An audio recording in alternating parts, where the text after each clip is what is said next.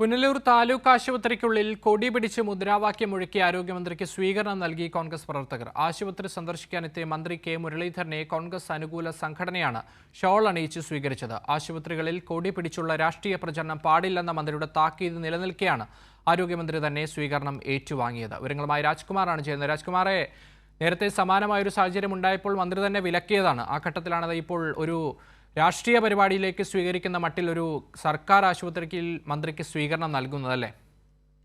ഇത് പൊതുവെ കോൺഗ്രസിന്റെ അല്ലെങ്കിൽ UDF നേതാക്കളുടെ UDF പ്രവർത്തകരുടെ ഒരു കൾച്ചർ, അവരുടെ സംസ്കാരം കൂടിയാണ്. അവരുടെ രാഷ്ട്രീയ സംസ്കാരം ഇങ്ങനെയൊക്കെയാണ്. ഒരു സ്ഥലകാല ബോധമില്ല, ഒന്നുമില്ല.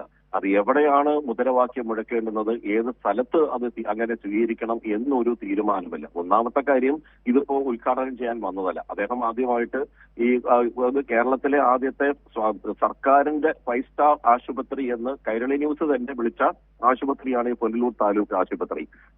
ഈ ശൈലജ ആരോഗ്യമന്ത്രിയായിരുന്ന സമയത്താണ് ഇതിന് ഫണ്ട് അനുവദിച്ചതും ഇതിന്റെ കെട്ടിട നിർമ്മാണം പൂർത്തീകരിച്ചതും അതിന്റെ പ്രവർത്തനം ആരംഭിച്ചതും. ആ ആശുപത്രിയാണ് വർഷങ്ങൾക്കിപ്പുറം കെ മുരളീധരൻ ആരോഗ്യമന്ത്രിയായിരിക്കെ ജില്ലയുടെ കിഴക്കൻ മേഖലയിൽ വിവിധ ആശുപത്രികൾ സന്ദർശിക്കുന്ന കൂട്ടത്തിൽ ഈ പുനലൂർ താലൂക്ക് ആശുപത്രിയിലും എത്തിയത്. അപ്പോഴാണ് ഈ കോൺഗ്രസ് അനുകൂല ജീവനക്കാരുടെ സംഘടനയും അതിന്റെ പ്രവർത്തകരും കോൺഗ്രസ് പ്രവർത്തകരും ചേർന്ന് ആവേശപരമായിട്ടുള്ള ഒരു സ്വീകരണം ഈ ആശുപത്രിക്ക് അകത്ത് വെച്ച് നൽകിയത്. അവിടെ രോഗികളും മറ്റും അവശരായും വളരെ ഈ വേദനയോടും മറ്റൊക്കെ സഹിച്ചു നിൽക്കുന്ന ആ സാഹചര്യത്തിലായിരുന്നു അദ്ദേഹത്തിന് ഇങ്ങനെ ഒരു സ്വീകരണം. ശരി, രാജ്കുമാറാണ് കൊല്ലത്ത് നിന്ന് വിശദാംശങ്ങൾ നൽകിയത്.